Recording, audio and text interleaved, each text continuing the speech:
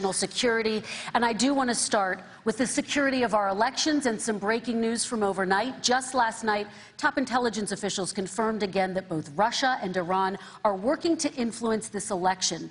Both countries have obtained U.S. voter registration information, these officials say, and Iran sent intimidating messages to Florida voters. This question goes to you, Mr. Vice President. What would you do to put an end to this threat? You have 2 minutes uninterrupted.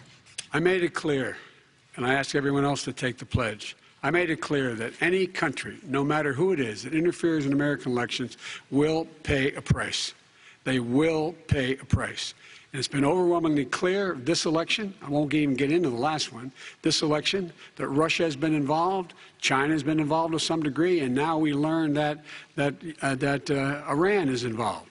They will pay a price if I'm elected. They're interfering with American sovereignty.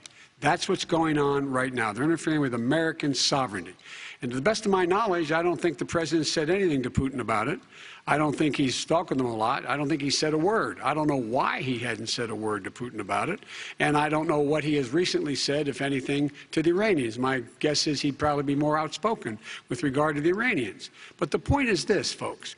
We are in a situation where we have foreign countries trying to interfere in the outcome of our election. His own national security advisor told him that what is happening with his buddy, I will.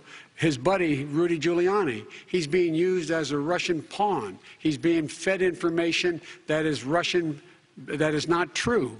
And then what happens? Nothing happens. And then you find out that everything that's going on here about Russia is wanting to make sure that I do not get elected the next president of the United States because they know I know them and they know me. I don't understand why this president is unwilling to take on Putin when he's actually paying bounties to kill American soldiers in Afghanistan, when he's engaged in activities that are trying to destabilize all of NATO. I don't know why he doesn't do it, but it's worth asking the question, why isn't that being done? Any country that interferes with us will, in fact, pay a price because they're affecting our sovereignty. President Trump, same question to you. Let me ask the question. You're going to have 2 minutes to respond. For 2 elections in a row now, there has been substantial interference from foreign adversaries. What would you do in your next term to put an end to this? 2 minutes uninterrupted. Well, let me respond to the first part, as Joe answered. Joe got $3.5 million from Russia, and it came through Putin because he was very friendly with the former mayor of Moscow, and it was the mayor of Moscow's wife. And you got $3.5 million. Your family got $3.5 million. And, you know, someday you're going to have to explain, why did you get $3.5? I never got any money from Russia. I don't get money from Russia. Now, about your thing last night, I knew all about that. And through John Ratcliffe, who is fantastic, DNI, he said the one thing that's common to both of them, they both want you to lose, because there has been nobody tougher to Russia. Between the sanctions, nobody tougher than me on Russia. Between the sanctions, between all of what I've done with NATO, you know, I've got the NATO countries to put up an extra $130 billion, going to $420 billion a year. That's to guard against Russia. I sold, while he was selling pillows and sheets, I sold tank busters to Ukraine. There has been nobody tougher on Russia than Donald Trump.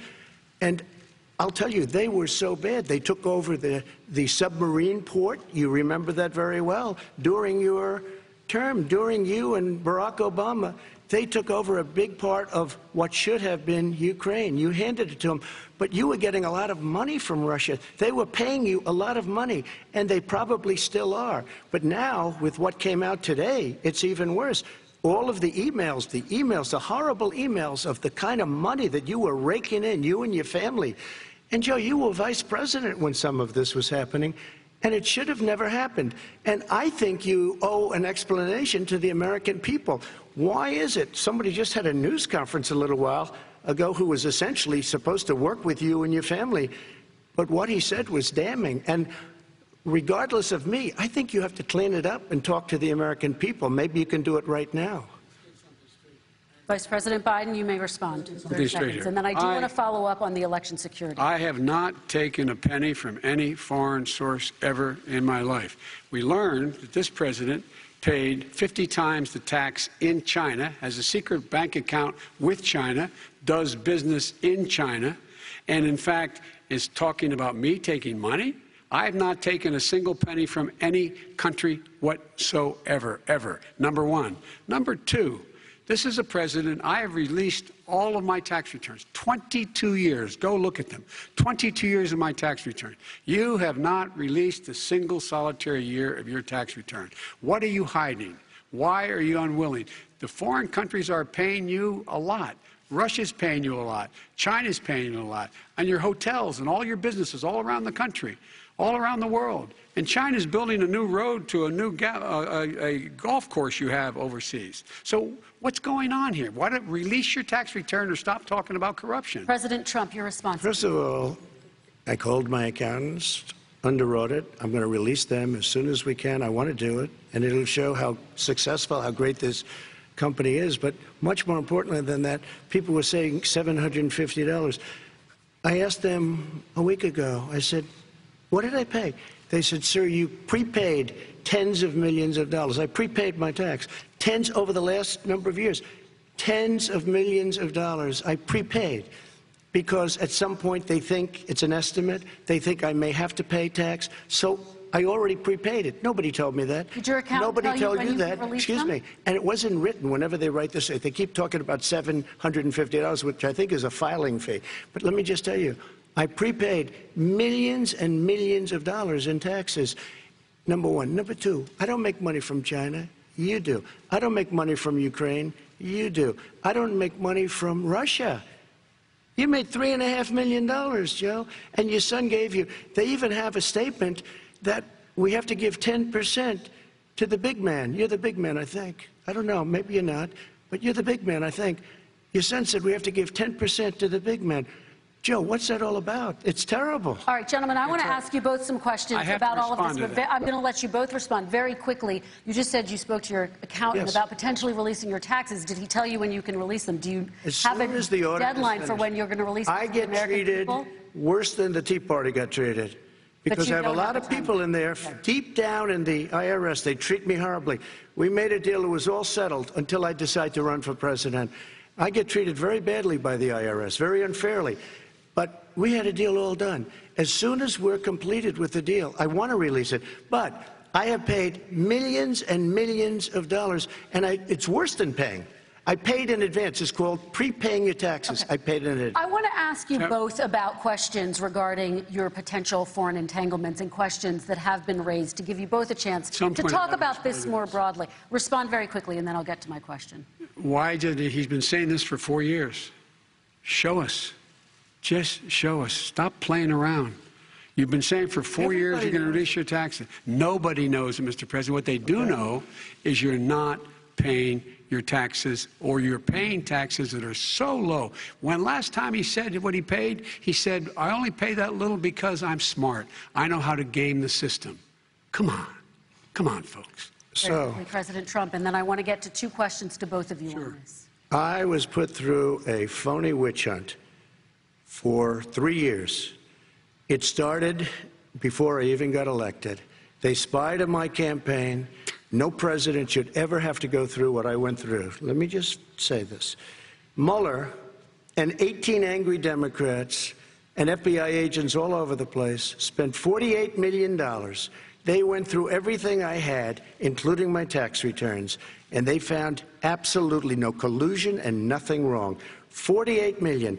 I guarantee you, if I spent $1 million on you, Joe, I could find plenty wrong. Because the kind of things that you've done and the kind of monies that your family has taken, I mean, your brother made money in Iraq, millions of dollars. Your other brother made a fortune, and it's all through you, Joe. And they say you get some of it, and you do live very well. You have houses all over the place. You live very well. All right, gentlemen, let me just ask some questions about all of this broadly. Vice President Biden, there have been questions about the work your son has done in China and for a Ukrainian energy company when you were vice president. In retrospect, was anything about those relationships inappropriate or unethical? Nothing was unethical. Here's what the deal. With regard to Ukraine, we had this whole question about whether or not, because he was on the board, I later learned of a Burisma, a company, that somehow I had done something wrong. Yet every single solitary person, when he was going through his impeachment, testifying under oath who worked for him, said, I did my job impeccably. I carried out U.S. policy. Not one single solitary thing was out of line. Not a single thing, number one. Number two, the guy who got in trouble in Ukraine was this guy trying to bribe the Ukrainian government to say something negative about me, which they would not do and did not do because it never, ever, ever happened. My son has not made money in terms of this thing about, what are you talking about, China. I have not had, the only guy made money from China is this guy. He's the only one. Nobody else has made money from China. President Trump, let me ask my question to you. But could I just one thing? Very quickly. His son didn't have a job for a long time, was sadly no longer in the military service. I won't get into that. And he didn't have a job. As soon as he became vice president, Burisma, not the best reputation in the world. I hear they paid him $183,000 a month. Listen to this. $183, and they gave him a $3 million upfront payment. All right. And he had no energy. I'm going to let the Vice President respond to that quickly, and then I need to get to a dishonest. question to you. Very No quickly, basis for that. Everybody investigated that. No one said anything he did was wrong in Ukraine. Okay, President Trump, this is for you. Since you took office, you've never divested from your business. You've personally promoted your properties abroad. A report this week, which was referenced, does indicate that your company has a bank account in China. So how can voters know that you don't have any foreign conflicts of interest? I have many bank accounts, and they're all listed, and they're all over the place. I mean, I was a businessman doing business. The bank account you're referring to, which is, everybody knows about it, it's listed. The bank account was in 2013. That's what it was. It was opened it was closed in 2015, I believe. And then I decided, because I was thinking about doing a deal in China like millions of other people. I was thinking about it, and I decided I'm not going to do it. Didn't like it. I decided not to do it. Had an account open, and I closed it. Okay. Excuse me. And then, unlike him, where he's vice president and he does business, I then decided to run for president after that. That was before. So I closed it before I even ran for president, let alone became president. Big difference. He is the vice president of the United States, and his son, his brother, and his other brother are getting rich. They're like a vacuum cleaner. They're sucking up money every place he goes. President Trump, thank you. We do need to move on. I do want to ask you, Vice President Biden, about China. Let's talk about China more broadly. There have, of course, President Trump has said that they should pay for not being fully transparent in regards to the coronavirus. If you were president, would you make China pay? And please be specific. What would that look like? What I'd make China do is play by the international rules, not like he has done. He has caused the deficit of China to go up, not down, with China, up, not down. We are making sure that in order to do business in China, you have to give all your intellectual property. You have to have a partner in China. It's 51%. We would not do that at all, number one. Number two, we're in a situation where China would have to play by the rules internationally as well. When I met with Xi, when I was still vice president, he said we're setting up air identification zones in the South China Sea. You can't fly through them. I said we're going to fly through them. We just flew B-52, B-1 bombers through it. We're not going to pay attention. They have to play by the rules. And what's he do? He embraces guys like the thugs like in North Korea and the Chinese president and Putin and others, and he pokes his finger in the eye of all of our friends, all of our allies. We make up we're 25% of the world's economy. We need to be having the rest of our friends with us saying to China, these are the rules. You play by them or you're going to pay the price for not paying by them economically. That's the way I will run it, and that's what we did in upholding steel tariffs and a range of other things when we were president and vice president. All right, let's talk about North Korea. Excuse me, no, I have to respond to that. Okay. Very quickly, and then we're going to move on to North Korea. With $1.5 billion from China to manage after spending 10 minutes in office and being in Air Force Two, number one. Number two, there's a very strong email talking about your family wanting to make $10 million a year for introductions. President Trump, on China policy, though, what specifically are you going to do? What specifically are you going to do to make China pay? You've said you're going to make them pay. China is paying. They're paying billions and billions of dollars. I just gave $28 billion. New sanctions? I just gave $28 billion to our farmers. Taxpayers' money. It's what? Taxpayers' money. Didn't come from China. You know who the taxpayer is? It's called China.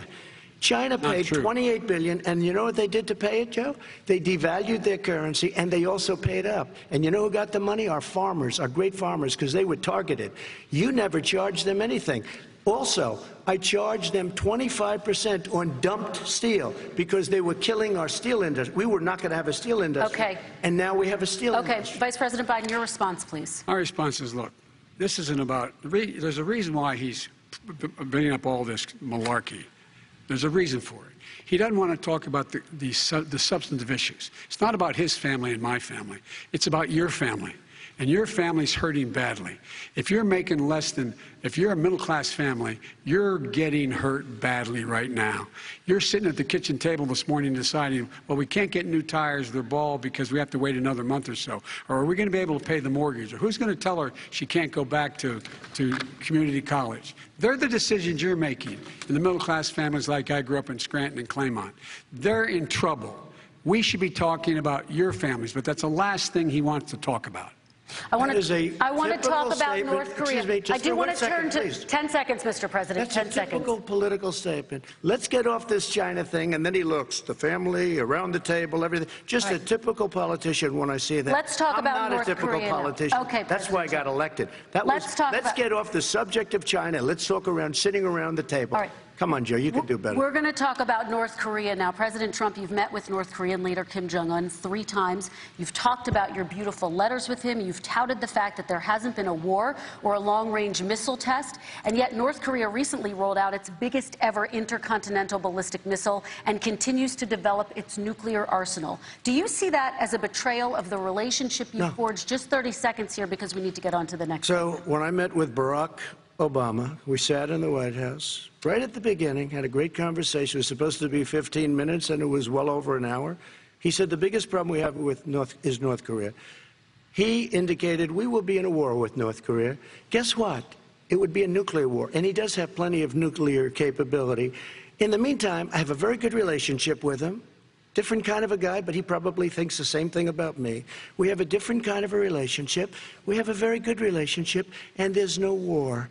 And you know, about 2 months ago, he broke into a certain area. They said, oh, there's going to be trouble. I said, no, they're not, because he's not going to do that. And I was right. Look, instead of being in a war where millions of people, Seoul, you know, is 25 miles away, millions and millions, 32 million people in Seoul. Millions of people would be dead right now. President Trump, that's 30 seconds. Thank you. Vice President Biden, to you. North Korea conducted 4 nuclear tests under the Obama administration. Why do you think you would be able to rein in this persistent threat? Because I'd make it clear, which we were making clear to China, they had to be part of the deal. Because here's the I made it clear, and as a spokesperson of the administration when I went to China, that they said, why are you moving your missile defense up so close? Why are you moving more forces here? Why are you continuing to do